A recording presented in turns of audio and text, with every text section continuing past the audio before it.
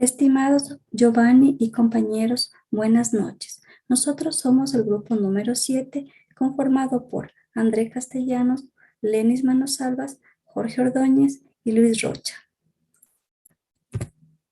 Trabajo propuesto de fin de módulo. Desarrollar un caso de uso de inteligencia artificial de acuerdo con la metodología de desarrollo de proyectos AI. Primera etapa, determinación del objetivo. Crear un modelo de Machine Learning para la identificación y clasificación de personas con más riesgo de sufrir ataques cardíacos.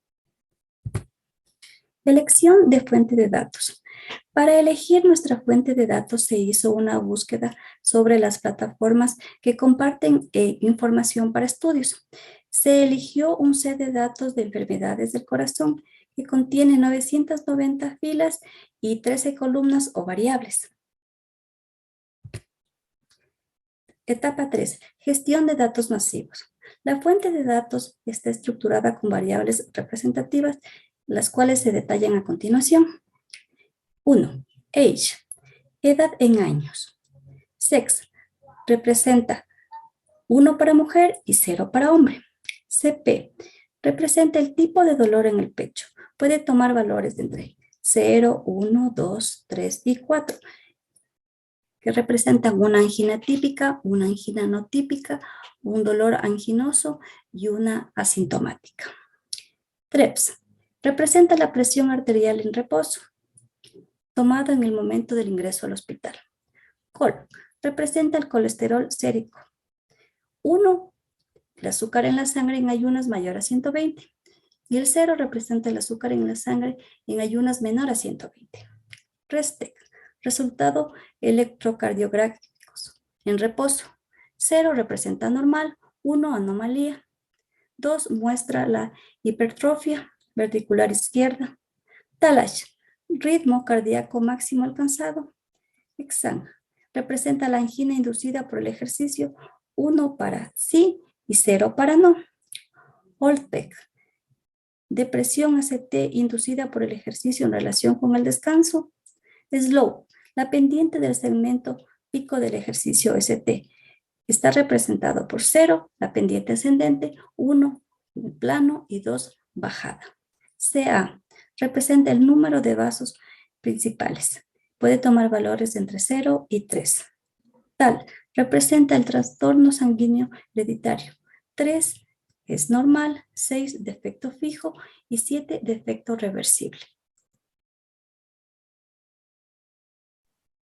Buenos días, compañeros. Buenos días, profesor. Carlos Castellanos les saluda. Una vez que la compañera ha definido el caso de estudio y la fuente de datos que vamos a utilizar, procedemos a la modelación y simulación del aprendizaje automático en RapidMiner. He establecido dos flujos de trabajo, un flujo general para la clusterización, que es el objetivo de esta práctica, y un segundo flujo para ver las correlaciones y numérica y visualmente entre las variables. Inicialmente lo que hacemos es cargar a este operador de lectura .csv los datos y dentro de él a cada característica le definimos el tipo de variable que le corresponde, si es numérica o categórica. Dentro de numérica si es continua o discreta y dentro de categórica si es binominal o polinominal, o en otras palabras es dicotómica o múltiple. Una vez hecha esta distinción entre las variables, corremos o simulamos nuestro flujo de trabajo y obtenemos los primeros resultados, que es un análisis estadístico descriptivo. Este resumen estadístico que nos genera el programa nos permite observar la distribución de cada una de las variables, así como 4 estadísticos descriptivos claves, el mínimo, el máximo, el medio y la desviación que existe. En el caso de las variables, en cambio, categóricas, es un diagrama de barras con la cantidad en cada uno de los niveles o categorías que esta tiene. Las variables numéricas presentan en su mayoría una distribución normal con pequeñas asimetrías a la derecha y hacia la izquierda, con la única excepción de la variable ODP, que es la depresión inducida por ejercicio en relación al descanso, que presenta una clara simetría hacia la izquierda, pudiendo ser modelada con una chi cuadrada. Una vez que examinamos visualmente las distribuciones de las variables y sus estadísticos principales descriptivos, podemos pasar a una visualización mucho más exploratoria, que en este caso lo que he incluido es el conjunto de variables, un análisis matricial de dispersión entre variables numéricas, ¿no? Con el objeto de ver cuánta entropía o cuánta variabilidad interna tiene el juego de datos, además de ver si hay problemas de multicolinealidad o problemas de endogeneidad. Claramente el juego de datos que se tiene es el más reducido posible. Podemos ver que todas las variables entre sí no tienen correlaciones muy fuertes, ni positivas ni negativas. Más bien se encuentran en un sentido ortogonal una respecto a las otras. Es decir, que problemas de multiconialidad o endogeneidad en los datos pueden estar reducidos a un valor mínimo y esto genera un juego de datos muy rico en variabilidad y en independencia respecto a la variable dependiente. Por otro lado, podemos ver también un análisis de cajas o también podría ser un análisis de curva Bell con el objeto de ya determinar de todo el conjunto de variables que tenemos cuáles son las posibles candidatas a explicar la determinación de la enfermedad cardíaca. Lo que hacemos es un diagrama de caja respecto a la variable salida o etiqueta, en este caso, que existe la existencia o no existencia de la enfermedad cardíaca, y vamos examinando cómo la distribución es de diferente para el sí y para el no. Mientras más diferencias haya entre el sí y el no, esa variable es mucho más explicativa y más determinante de nuestra variable objetivo. Así vemos todas las variables y podemos ver, por ejemplo, que el colesterol, que es una variable que a priori podría ser considerada como importante, realmente no manifiesta muchas diferencias. Este mismo análisis podemos hacerlo con una curva Bell viendo las diferencias. Como vemos, colesterol casi se solapan en los dos niveles, y por otro lado, en cambio, el PIC hay una gran diferencia. Después de este análisis, a mi derecha tenemos 7 variables que presentan una mayor diferencia respecto a los niveles de la variable etiqueta. Esto procederemos a verlo en una matriz de correlación, ¿sí? que está aquí, una matriz numérica de correlación, donde se ve efectivamente los resultados preliminares de nuestro análisis exploratorio visual. Tenemos una alta dependencia de la variable objetivo de tal H, que viene a ser el ritmo cardíaco máximo alcanzado de XNG, que es la existencia de angina, de OLP, que es la depresión inducida por ejercicio después de mucho reposo. SLP es una variable que podemos descartar porque es una variable deducida o derivada de la variable OLP, al igual que tal es una variable, es el defecto en el resultado del electrocardiograma, que es una variable derivada de REST, que son los resultados del electrocardiograma. Otras variables interesantes, el tipo de dolor en el pecho, la edad y el sexo. Como vemos, nuestra variable de salida es múltiple, con múltiples determinaciones, tiene muchas variables que le explican, y aunque esto enriquece de alguna manera el juego de datos porque aporta mucha información, a su vez lo que nos quiere decir es que la enfermedad cardíaca puede ser determinada por infinitas posibilidades de combinación entre estas variables, es decir, pueden combinarse de muchas maneras para generar el mismo resultado que es el problema cardíaco. Esto luego se verá en el conjunto de datos cuando esté segmentado, donde no podremos encontrar diferencias muy fuertes entre cada conjunto respecto a nuestra variable objetivo. Ese es el principal aporte que puedo dar a través de esta exploración descriptiva y exploratoria de los datos. Muchas gracias. Como lo habían mencionado anteriormente mis compañeros, ya el modelo en sí, nosotros nos guiamos en el objetivo para poder implementar el modelo de inteligencia artificial. En este caso, el objetivo es la clasificación de las personas que tienen mayor riesgo de contraer un ataque cardíaco y obviamente las que son menores propensos. Para lo cual nosotros hemos utilizado el algoritmo que se presenta en la pantalla y lo primero que hicimos fue utilizar un lector de datos, en este caso RIT-CSV, que nos permita leer y apreciar la data que nosotros tenemos. Como segundo paso hemos implementado el algoritmo nominal GeoNumerical, que nos ayuda a que solo tome en cuenta los atributos numéricos, ya que dentro de la data también existen otro tipo de argumentos como nominal u otros más. Entonces este algoritmo nos ayuda precisamente a que solo tome los atributos numéricos. Siguiendo el modelo tenemos la opción Select Atributos. Esta es una opción que contribuye al modelo ya que no toma en cuenta el número de cliente. Este operador excluye precisamente este número para poder hacer más sencillo el trabajo del modelo. Y finalmente también hemos aplicado el algoritmo de clustering para que nos ayude a clasificar a las personas de acuerdo a sus grupos y a los atributos que tenemos en la data.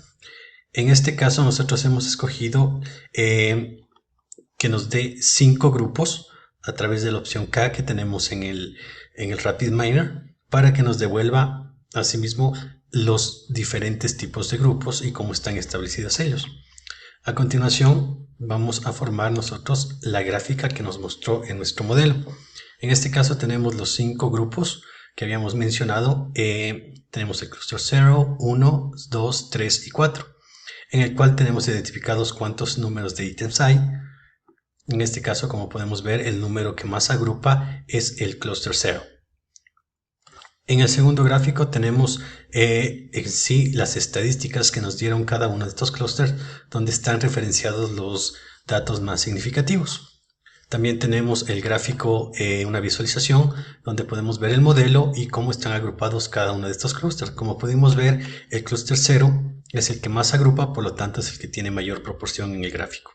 Y de igual manera tenemos el gráfico que nos ayuda a apreciar todas las variables de la data y donde están agrupados los datos con mayor número que se encuentran dentro de esta data. Muchas gracias. Con mi compañero proseguimos. Bueno, continuando con nuestro modelo de K-means, vamos a hacer una pequeña demostración de cómo funciona. Bueno, ya le explicaron mis compañeros. En el RapidMiner nosotros tenemos este modelo, ¿sí? Vamos a probar que esté funcionando. Ejecutamos el modelo, está funcionando. Actualmente nos da 5 clusters. Para probar el performance de nuestro modelo vamos a utilizar un componente llamado Cluster Distance Performance, que nos va a permitir conocer la eficacia de nuestro modelo. Vamos a conectarlo a nuestro diseño. Vamos a mostrar las salidas tanto del performance como del cluster y la data. Ejecutamos nuestro modelo. Vemos que todo está funcionando correctamente, pero tenemos una pequeña variación y es esta pestaña con performance vector, que nos va a dar el promedio de la distancia con el centroide. En este caso, con K igual a 5, tenemos una distancia de 1318.45. El signo negativo no interesa porque las distancias son positivas. Ahora, podemos variar el número de Ks. Podemos hacer que el clúster sea de 2. Vamos a ejecutar. Vemos que ha funcionado y vamos a ver la distancia de nuestro vector. Vemos que aumentó, es de 2129.94.